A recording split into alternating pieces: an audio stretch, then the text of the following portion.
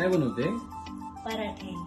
अरे आणि मग तूप तूप आहे ना, गौरवी हेल्दी अँड ऑर्गॅनिक देशी गाईचे तूप. आणि हे स्पॉन्सर्ड बाय आहे गौशाला.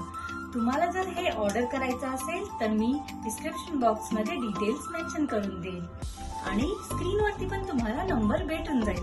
तर मी तर हे तूप टेस्ट केलंय, मला खूपच आवडलं. तुम्ही पण नक्की ऑर्डर करा.